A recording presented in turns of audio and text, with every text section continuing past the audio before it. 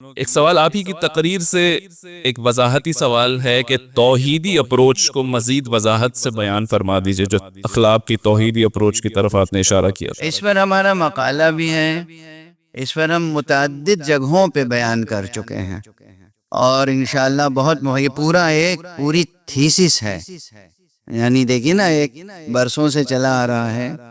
دیکھیے، یہ حوضے کی تربیت ہوتی ہے بچوں، ہم آپ کے بزرگوں سے نہیں، بچوں جوانوں سے کہہ رہے ہیں۔ بہت سے لوگ جو اس تہذیب سے واقف نہیں ہیں، وہ نہیں واقف ہیں، ان کی مجبوری ہے، وہ ہماری باتیں نہیں سمجھ سکتے، صرف برا بھلا کہتے ہیں۔ آپ یہ سمجھنے کی کوشش کیجئے، ہمارے یہاں درس جب ہوتا ہے فقہ کا، سب کی عظمتیں تسلیم، پھر بھی کہتے ہیں شیخ طوسی نے یہ کہا، مگر نہیں، مجھے ان کا یہ قول درست نہیں لگتا۔ شیخ صدوق نے یہ کہا، مجھے ان کا قول درست نہیں لگتا۔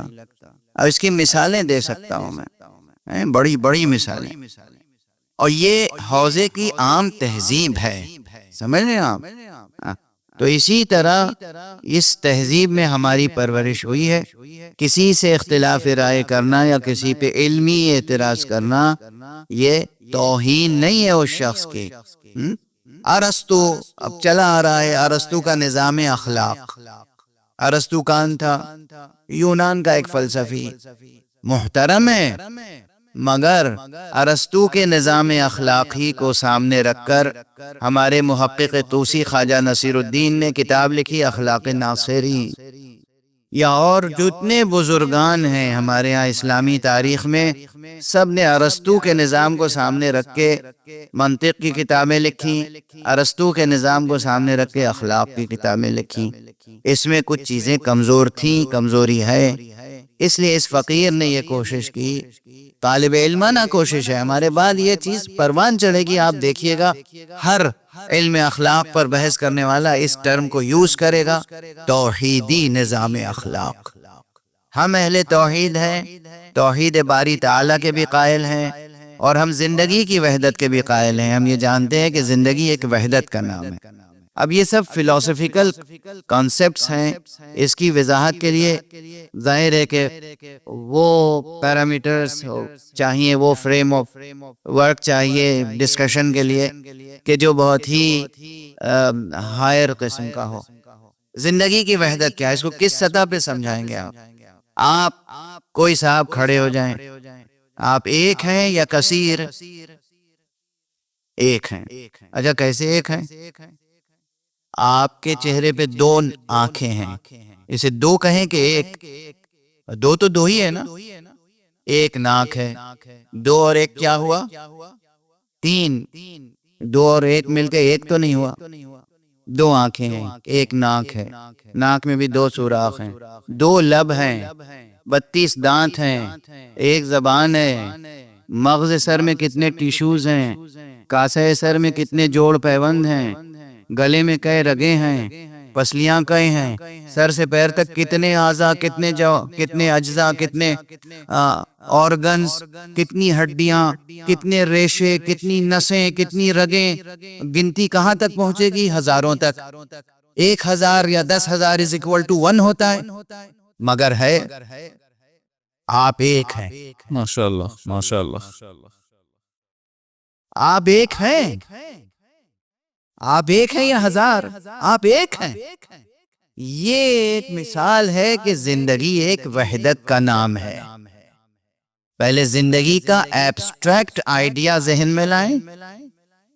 دیکھیے، ہر چیز ایک ہے، اس کا میٹیریل اور میٹیریل فینومینن ایک مادی مظہر ہے، ایک ایگزسٹنس کا وہ فیز ہے جسے میٹیریل فیز کہتے ہیں، خارجی مظہر، خارجی طور وجود ہے، اور ایک ذہنی طور وجود۔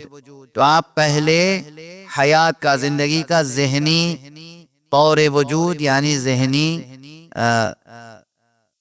Abstract phase of life, abstract phase of life کو پہلے کنسیو کریں، اور اس کے بعد دیکھیں کہ وہ واحد ہے یا کثیر۔ زندگی ایک وحدت۔ یہ فلسفیکل ڈسکشن ہے، ہر ایک کی سمجھ میں آسانی سے نہیں آئے گا تو سمجھنے کی کوشش کریں۔ زندگی ایک وحدت کا نام ہے. اپنی زندگی میں اس وحدت کو پہلے کشف کریں، ڈسکور کریں ذہنی طور پر، اور پھر یہ یقین رکھیں کہ خدا بھی واحد ہے اور ہمارے دین میں توحید کی طرف بلایا گیا ہے.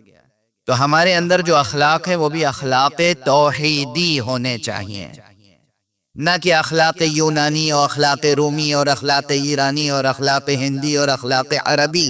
Not at all. اخلاق توحیدی ہونا چاہیے. اسی اخلاق توحیدی پر ہمیں اپنے کو اور پورے اس انسانی معاشرے کو ڈھالنے کی کوشش کرنی چاہیے. تو انشاءاللہ ہم حقیقت توحید سے نزدیک تر ہوتے جائیں گے اور حضرت حق سبحانہ و تعالی کے منظور نظر ہوں گے انشاءاللہ. ماشاء اللہ، بہت خوب. زندگی ایک وحدت کا نام ہے. قبلہ آپ کی خدمت میں آخری سوال عرض کیے دیتا ہوں. سوال کچھ یوں ہے کہ ایک مومن جو تمام پر واجبات ادا کرے، محرمات سے بچے اور اخلاق پر عمل کرے، اس کے لیے جنت میں کیا مقام ہے؟ اگر ممکن ہو تو روایت سے بیان کر دیجئے. سوال کچھ اس طریقے سے ہے. یہ وہ سوال ہے جو صرف اللہ تعالیٰ سے کیا جا سکتا ہے. جنت دینے والا تو وہ ہے، جنت دینے والی ذات تو وہ ہے، لیکن یہ یاد رکھیے کہ اللہ سبحانہ و تعالی کے ہاں جنت کے بہت مراتب ہیں. جنت کے بہت مراتب ہیں، اور اگر انسان واقعاً پورے واجبات پہ عمل کرتا ہے اور پورے محرمات سے بچتا ہے اور پورے اسلامی اخلاق کے سانچے میں ڈھلا ہوا ہے، تو اسے جنت کے اعلیٰ درجے پہ نہیں رکھا جائے گا، جنتوں کو اس کی ٹھوکروں میں رکھا جائے گا. یہ ہے اللہ کا کرم اور اللہ کی فیاضی. وآخر دعوانا ان الحمد للہ رب العالمین.